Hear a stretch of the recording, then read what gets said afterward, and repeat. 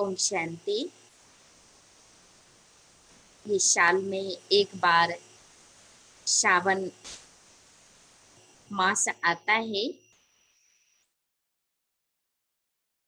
जिसमें शिव बाबा की भक्त लोग भावनाओं से शिव बाबा को याद करते हैं। जो कभी भी नाम भी नहीं लेते होंगे, लेकिन इस सावन में शिवरात्रि के नामों से बहुत सारे कलंक को दूर करने के लिए शिव बाबा से प्रार्थना करते हैं।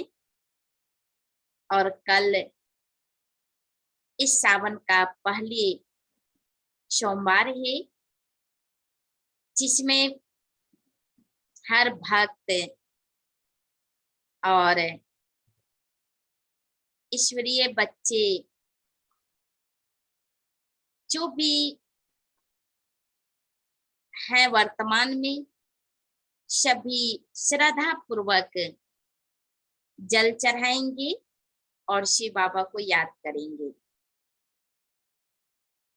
और राजयोग मेडिटेशन जिन्होंने जाना पहचाना, वो अपने जीवन को आदर्श जीवन आज से ही लक्ष्य रखेंगे कि जो भी कमी कमजोरियां हो,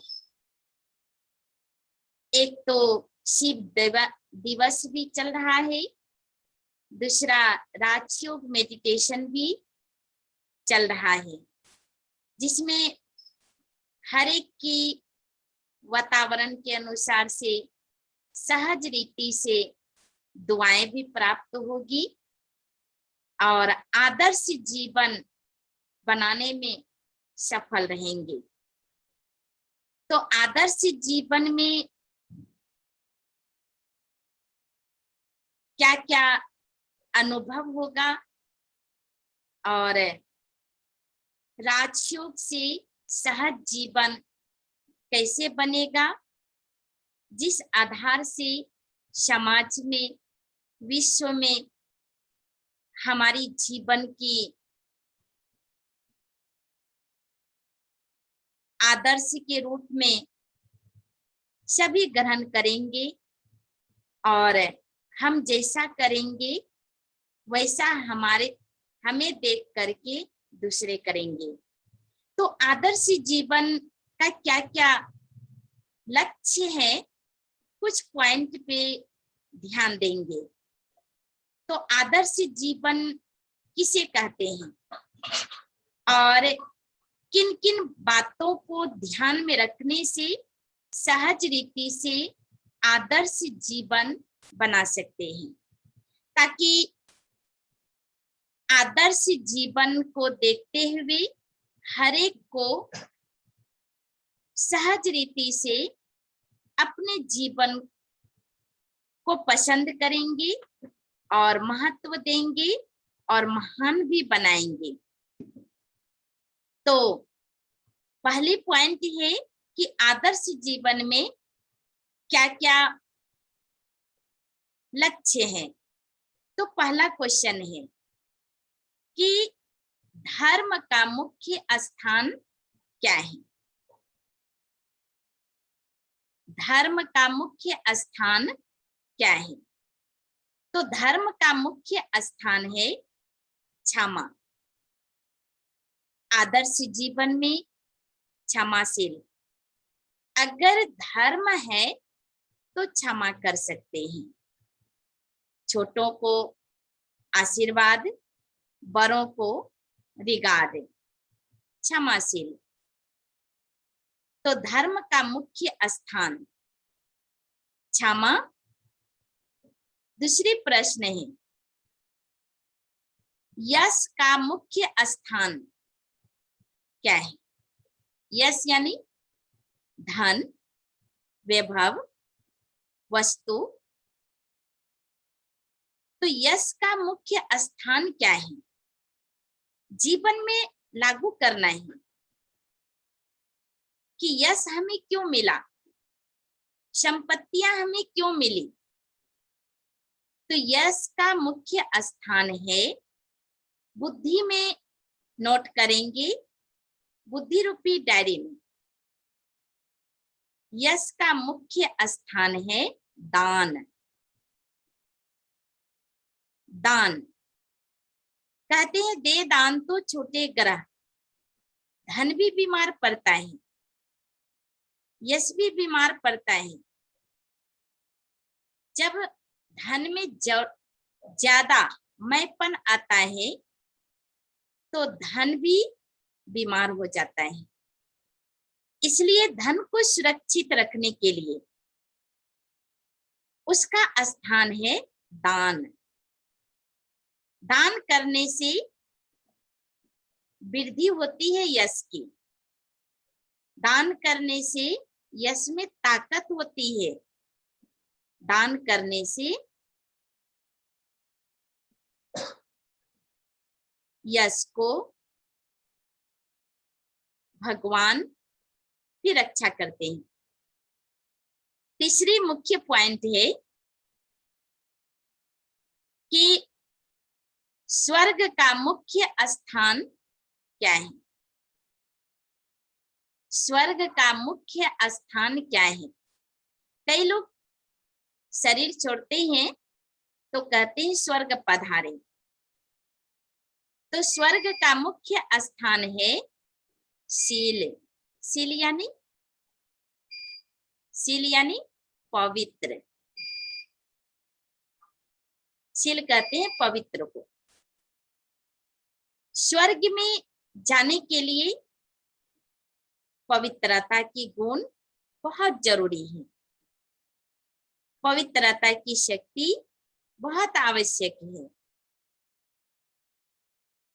स्वर्ग में सहज रीति से पहुंच नहीं पाएंगे, इसलिए मुख्य स्थान स्वर्ग के लायक,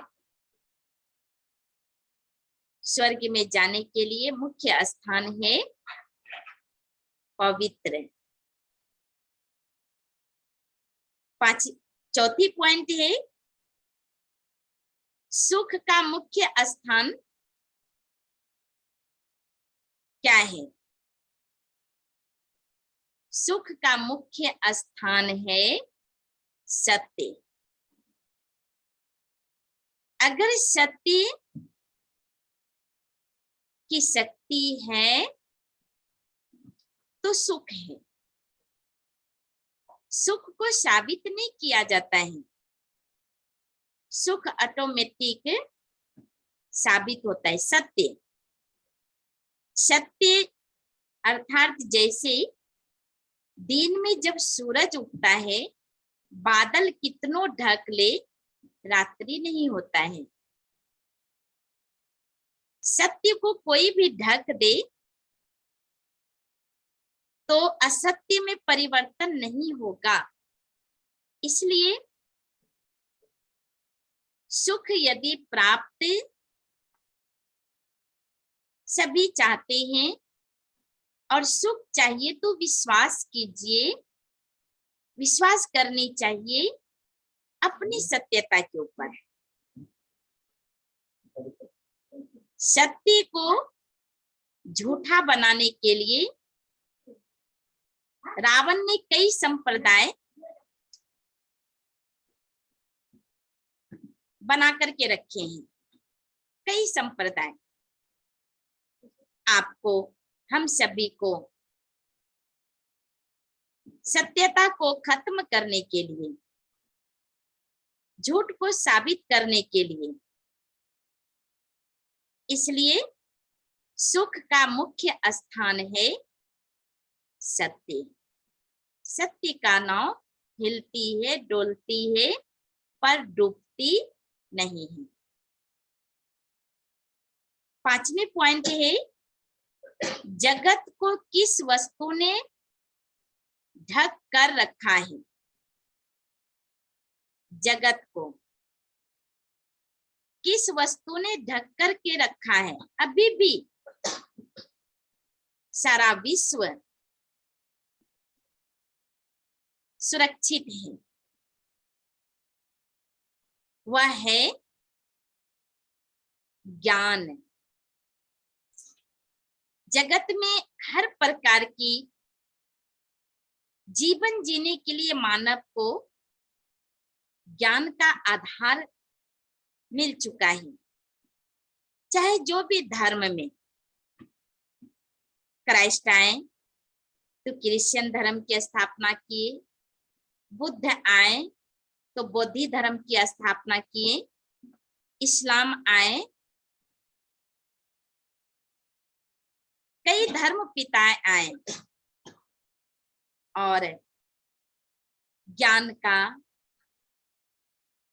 प्रचार किए, मैसेज दिए, पैगाम दिए। तो जगत को ढक करके रखा है वह है ज्ञान। इसलिए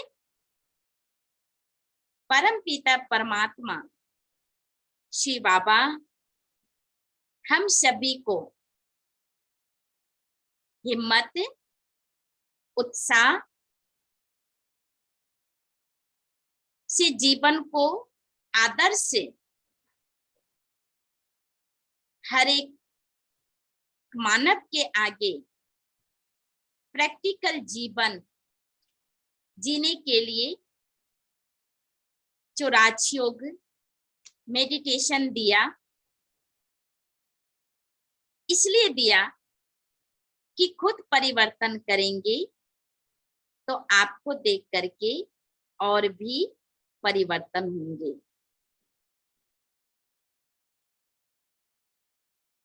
और छठी पॉइंट है आलस्य क्या है? आलस्य क्या है? बहुत इंपॉर्टेंट पॉइंट। आलस्य है धर्म के राह पर नहीं चलना, यही आलस्य है। आलस्य वो नहीं कि आज मैंने काम नहीं किया, आज मुझे करने की इच्छा नहीं होती है, ये तो आम बातें हैं। आज मेरा मन नहीं किया कहीं जाने की, ये सारी साधारण सी बातें हैं। लेकिन आलस्य वो चीजें हैं जिसने कि धर्म के राह पर चलने नहीं दिया, सबसे बड़ा आलस्य है। अगर हम धर्म की राह पर चलते हैं तो आलस्य नहीं है, और इस आलस्य को यदि हम त्याग करते हैं तो सारे कार्य सक्सेसफुल होगा,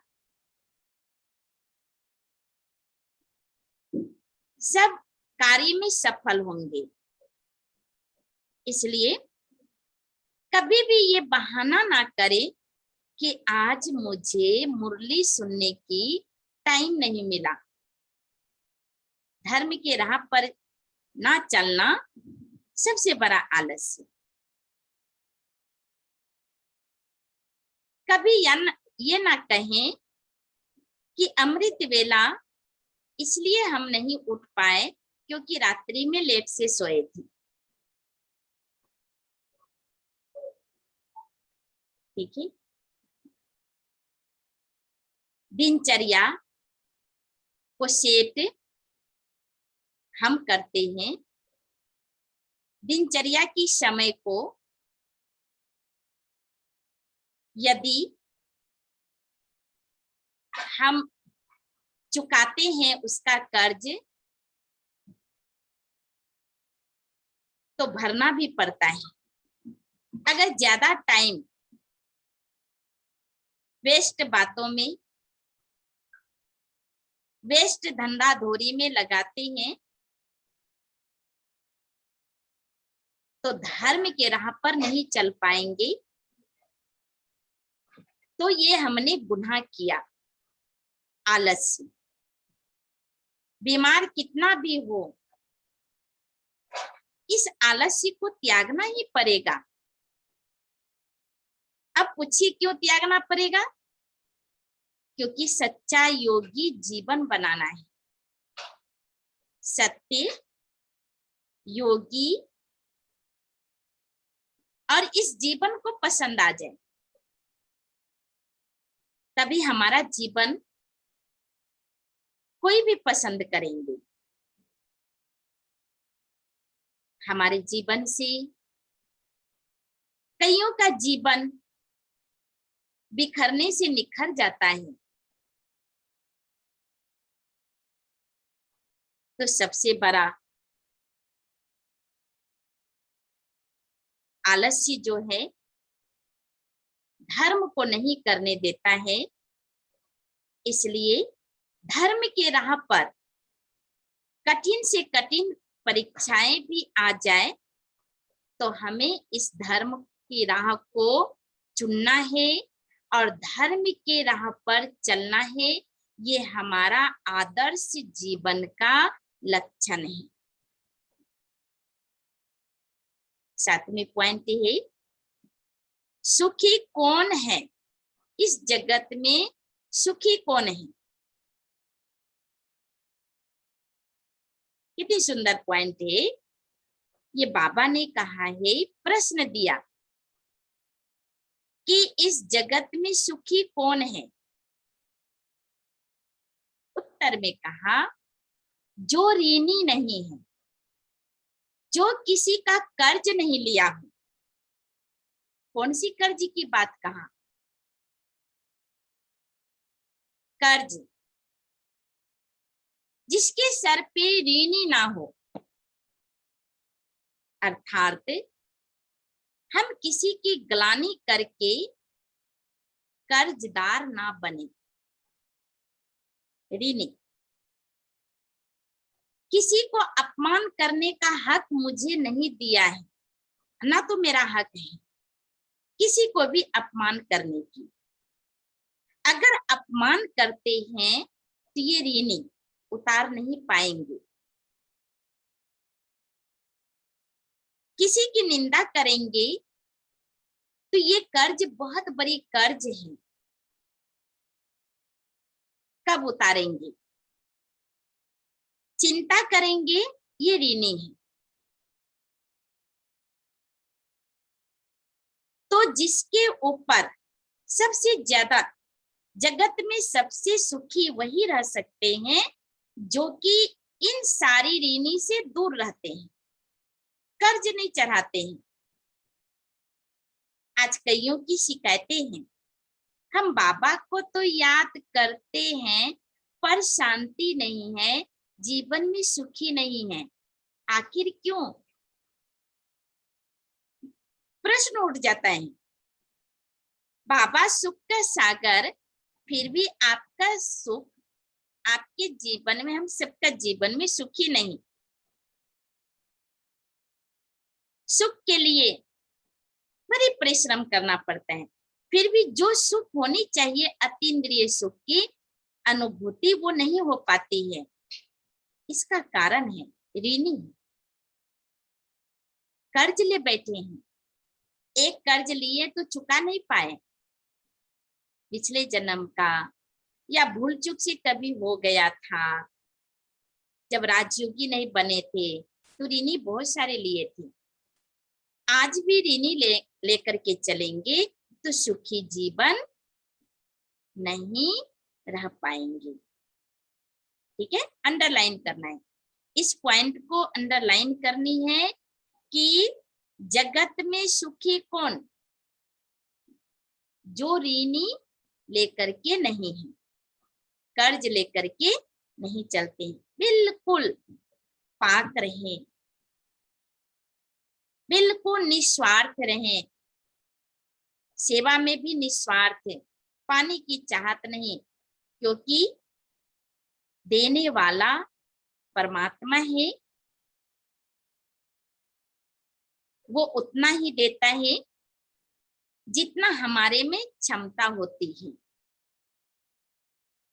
इसलिए अपने आप को हौसला बुलंद रखनी है कि बाबा हमें उतना देंगे जितना मेरे पास कैपेसिटी है, और देने की लेने की चाहत में किसी की अपमान नहीं करना है कि फलाने तो बहुत सुखी है, फलाने ने ऐसा किया होगा और हमने तो सही किया और हमारे पास इतना सुख क्यों नहीं है। सबकी सुख का क्वालिटी अलग अलग है, हमारी सुख की भी क्वालिटी अलग है। अपने सुख से खुश रहना है।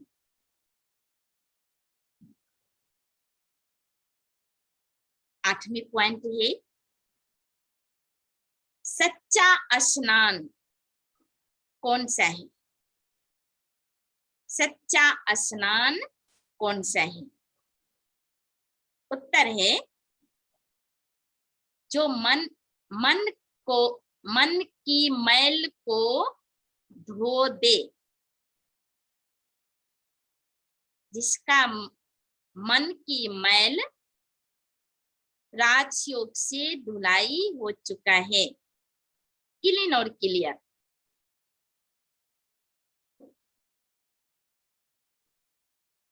ना तो मैंपन, ना तो तेरापन, समर्पण। हम भगवान के हैं, सारा विश्व भगवान के बच्चे हैं, परमात्मा के बच्चे हैं। तो ये सच्चा स्नान है, तो कर लेना है सच्चा स्नान। ठीक है, झूठा स्नान नहीं। एक भी शरीर पर दाग रहता है तो क्या करते हैं? साबुन लगाते हैं, पाउडर क्रीम लगाते हैं। लेकिन मन इतनी बेचैन क्यों, इतना चंचल क्यों? सच्चा स्नान की कमी। तो सच्चा स्नान मन को कराना है, मन से। और 10वीं पॉइंट है कि जल से भी कलंक क्या है? जल यानी पानी से भी कलंक क्या है?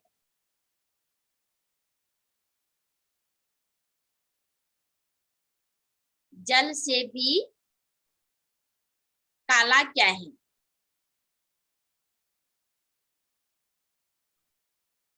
वो है कलंक। जल से भी। ना तो कलंक किसी को लगाना है, ना तो कलंक की बातें सुननी है। तो जीवन में सच्चाई ही सच्चाई,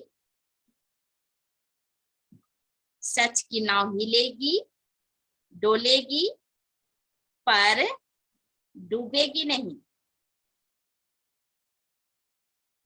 ठीक है, सत्य में सहन करना पड़ेगा। आदर्श व्यक्ति राजयोगी जीवन, सच्चा योगी जीवन में सहन करना पड़ेगा, पर पराजित तो होने नहीं देंगे बाबा, हारने नहीं देंगे। सहन जरूर करना पड़ेगा, लेकिन पराजित नहीं होने देंगे, पक्का विश्वास।